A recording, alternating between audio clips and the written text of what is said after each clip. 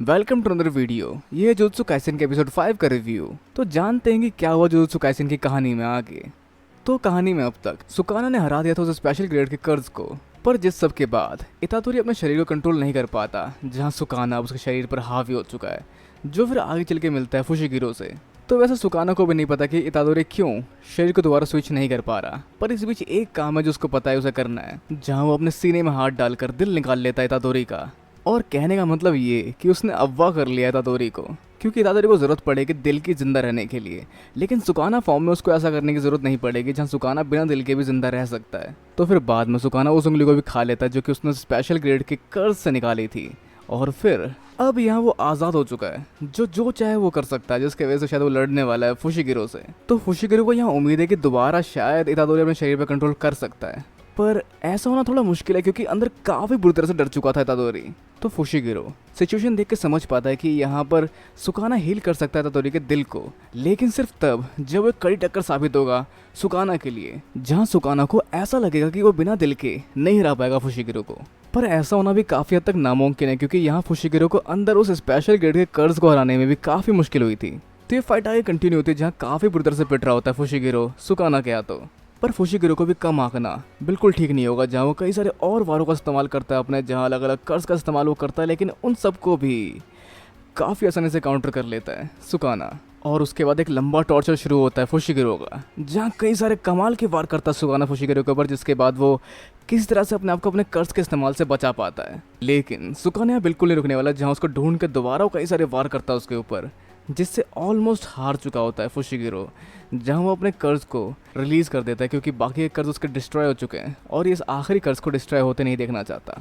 तो फुशिगिरो के शिकिगामी बनते हैं शैडो से, जो काफ़ी कमाल की चीज़ हो सकती है, जिसको सुकाना भाप पाता है और सोचता है कि वो वहाँ से भागा क्यों था लास्ट टाइम, क्योंकि इसकी टेक्निक काफ़ी कमाल के हैं। और हाँ, फुशिगिरो के अंदर अब भी और ही बहुत सारी एनर्जी बाकी है जिसका इस्तेमाल वो कर सकता है, क्योंकि इस दुनिया में भले ही अच्छा बुरा एग्जिस्ट करता हो, लेकिन ज़रूरी नहीं कि अच्छे लोगों के साथ अच्छा ही हो और बुरे लोगों के साथ बुरा ही हो।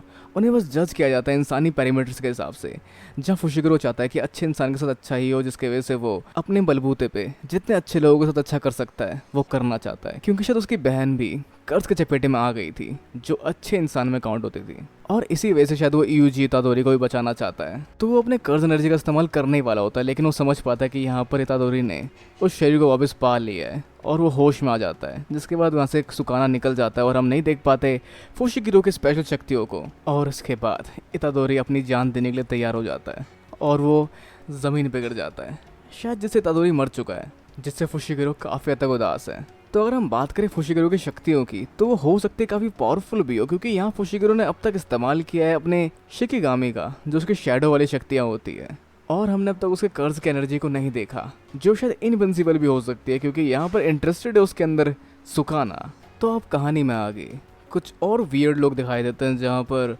ये शायद कर्ज है। हाँ, तो इसमें एक ही बंदा इंसान है और बाकी सब कर्ज है, जो कि शायद सुकाना के साथ मिलकर कुछ करने की सोच रहे हैं। तो ये लोग पहुंचते हैं रेस्टोरेंट के अंदर, और फिर यहाँ पर इसके अलावा हम पहुंचते हैं हॉस्पिटल के अंदर, जहाँ पे गोजू सेंसे जान पाते हैं कि ये शायद एसोसिएशन की चाल है। उन्होंने जानबूझ के इतादोरी को एक स्पेशल ग्रेड के कर्ज ऑब्जेक्ट से लड़ने के लिए भेजा था, जिसके वजह से वो मारा जा सकता था, और जो हुआ। तो आगे हम देख पाते हैं लाश इतादोरी की, और उस पर शायद ये लोग कुछ रिसर्च करने वाले हैं या फिर इसका पोस्टमार्टम करने वाले हैं लोग। तो इसके अलावा इतादोरी के बाकी साथी जान पाते हैं कि वो नहीं रहा, और अपने इमोशन छुपाने की कोशिश करते हैं, जैसे उन्हें कोई फ़र्क ही नहीं पड़ता इतादोरी के जाने से। पर वो लोग अकेले नहीं है, क्योंकि यहाँ पे सेकंड ईयर के स्टूडेंट्स भी आते हैं और इनसे मिलते हैं, जहाँ इन्हें पता चलता है कि आगे एक स्कूल एक्सचेंज कंपटीशन होने वाला है। मतलब एक्सचेंज स्कूल नहीं करने वाले ये लोग, लेकिन वहाँ पे दो अलग अलग स्कूल के बच्चे आपस में कम्पीट करेंगे, जो एक खतरनाक कंपटीशन होने वाला है, क्योंकि यहाँ पर दो लोग, मतलब दो टीम्स काफ़ी पावरफुल तरीके से लड़ने वाली है, और वहाँ पे वो कुछ भी कर सकती है। हाँ, मतलब जान से मारना अलाउड तो नहीं है, लेकिन जो होने वाला है वो उससे कम भी नहीं है। तो इनमें से कोई भी पीछे नहीं हटने वाला, और ये लोग भी अपनी जी जान लगाने वाले हैं इसमें लड़ाई करने के लिए, मतलब कम्पीट करने के लिए और अपने आप को और पावरफुल बनाने के लिए। तो रेस्टोरेंट में वर्ल्ड जीतने की बात चल रही है, और सब कुछ ओवरकम करने के लिए इन्हें 2-3 लोगों को हराना पड़ेगा, जिसमें से पहला है गोजू सेंसे और दूसरा सुकाना। पर अगर ये लोग इतादोरी यूजी को अपने साथ मिला लें तो बात कुछ और हो सकती है। पर एक सेकंड, वो तो मर चुका है। शायद नहीं, क्योंकि जहाँ हम बाद में सुकाना के मुंह से सुन पाते हैं, और क्या चल रहा है बच्चे। तो अब आगे हम जान पाएंगे क्या होगा इसके नेक्स्ट पार्ट में, और क्या इतादोरी यूजी दोबारा जिंदा हो पाएगा इसके बारे में भी। और वैसे आप क्या सोचते हैं कि क्या होने वाला है? वैसे सारे एपिसोड आ चुके हैं, आप जानते ही होंगे, पर अब वैसे अपने विचार जो भी आप सोचते हैं नीचे कमेंट बॉक्स में लिखना बिल्कुल ना भूलें, और वीडियो को लाइक, शेयर और चैनल सब्सक्राइब करना बिल्कुल ना भूलें। तब तक के लिए मिलते हैं अगली वीडियो में। Sayonara and have a nice day.